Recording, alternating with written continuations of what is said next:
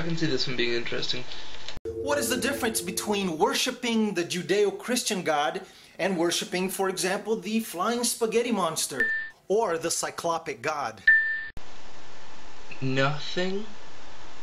And so a lot of skeptics have flooded the YouTube comment boxes saying, well, I was touched by his noodly appendage. So there. Tony, this is not something to joke about. I've been touched by his noodly appendage. I've just felt dirty ever since. A bolognese sauce never gets out. And here's why, ladies and gentlemen. It's because of. There has to be a good, strong, fundamental, historical, geographical reason for you to believe the things that you do. You can't just put together an idea in your mind and Shazam. Exactly. So then why would a God who knows that we can't just believe ask us to do so on a whim? Let's play a little hypothetical game right here. So there are two options in this world. A, atheism, or B, Christianity. All the other religions suddenly go out the window because that makes things a little bit complicated. So you tell me that if I do believe and I'm wrong, don't lose out on anything in life. I've led a good life, people like me, blah blah blah. But if I don't believe and you're right, then I burn in hell for eternity. So really, what is there to lose?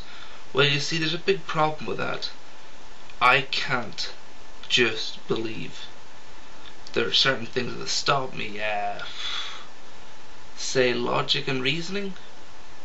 And above all, most importantly, it has to be based on truth. Okay, I'm listening. And here's our truthful claim. Christians believe in the 66 books of the Bible. Oh, and you were doing so well. Yes, the Protestant Bible has 66, but let's go through some others. We've got the Catholic Bible, it's got 73. Slavonic Bible, 75. And the Orthodox Bible, 78.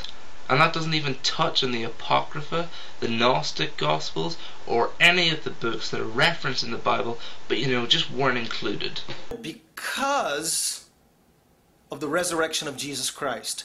Now I know that a lot of you right now are saying, ha! Circular reasoning! Ha! Damn it.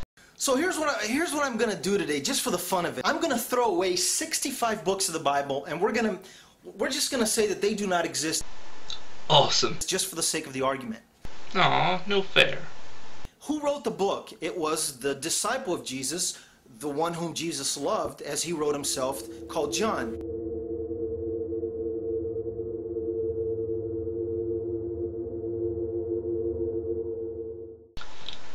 Yeah. For sake of time, I'm not going to touch this, but if you are interested, there are plenty of videos here on YouTube and plenty of scholars who do tackle it rather well. And if you're looking for a quick introduction, there is Wikipedia. It's not great, but it's not bad. John had a disciple. The name of his disciple was Polycarp. Ahem. Polycarp had himself a student, a disciple that he took on probably after John, his teacher, died, named Irenaeus.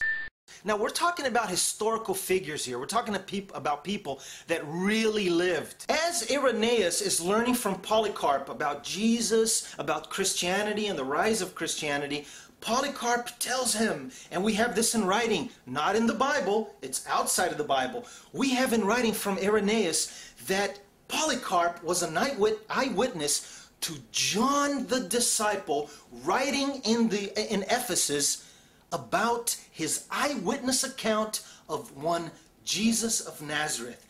Yeah, it's a real shame that Mr. Pokemon here, or John himself, didn't grace us with the writings of these. So if we're able to establish that John the disciple who walked with Jesus for a period of his life actually later wrote about the things that he's seen. Whoa, hold on. When did we establish anything? All we've got so far is one old man supposedly telling another old man of his supposed eyewitness account of an even older man writing down his supposed eyewitness account of another man. This is not substantial evidence by any means. But why should we trust John the disciple? Maybe he lied about the whole thing, right? Isn't that what you're thinking? John just sat down as an old man. He died when he was 100 and something, some believe. And he could have just made up the whole thing. It's a possibility. Yes, he could have, except for the fact that we have 3 other accounts of Jesus. Hey, what happened to throwing out all the other 65 books? Cheater. And they all match. They all match? Really? Quick game for you here. Take your Bible and open it up to the Gospels. Now using all 4 of them, and Acts as well if you want it.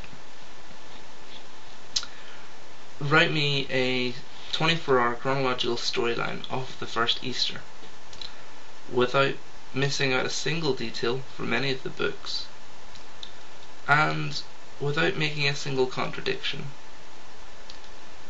Let me know whenever you're finished. Now, if you're saying here that John lied or made it all up, then we can just throw away 90% of history right now. Just boom, Plato, Napoleon, Caesar. Now you see, we have reason to believe they actually existed. Say the mountains of things that were actually written by them. Say their signature, the things that were written about them, contemporary to them. Plus, they never claimed to be able to do the physically impossible, or asked to be worshipped as a god. Okay, they all had big egos, but they never actually claimed to be God. Okay, so hold on. So you're saying that this guy named John wrote the book of John, and do you have any evidence for this at all? Is there anything right now I need to see? I'm an empirical evidence kind of guy or gal. Yeah, please don't mock the logical thinkers in the room. Well, if you go to Manchester, England right now in the 30s, in the 1930s, they acquired a very important piece of evidence, which is called the John Rylands fragment. The Rylands fragment. It's very loosely dated around 125 CE, and it's of John. That's it. That's all you get from it. All it does is say that there was a book of the Bible floating around in Egypt, say 100 years after Yeshua is meant to have died. That's it. Doesn't seem that great to me. Well, how do you know this Jesus knew what he was talking about? Because he said that he would die and raise from the dead. Yeah, and he also stood in front of a bunch of people and said, I'll be back before some of you have even tasted death. Now, as it's nearly 2,000 years later, I'm going to place my bet quite heavily on they've all tasted death for some time now, and it tastes like soil or sand. I'm not sure which. So yeah, just to use your own Bible against you right here, Deuteronomy 18:22. Follow along at home. If what a prophet proclaims in the name of the Lord does not take place or come true, that is a message the Lord has not spoken. That prophet has spoken presumptuously. Do not be afraid of him. Not trying to say anything from that, but... And then on the 3rd day he indeed rose from the dead, as was observed by 500 witnesses. 500 witnesses. Wow, that is amazing. Sorry, what was the source? No? Any evidence? Awesome. Great. Irenaeus, one of the fathers of the Christian church, who then writes a book and tells us of these events and how they came down. Do you see a trend here? Do you see a divine hand carefully weaving this together so that I here in this video camera can hand it to you and say, there is a reason for you to believe. Tony, are you seeing divine hands again? And if you still say no, la, is it now just a matter of pride versus real evidence? No, it's called me waiting for this so-called real evidence. Not proof, but evidence. And not of a man called Yeshua who had people following around through a desert, but of a God. If you can show me that, awesome. If not, see you later.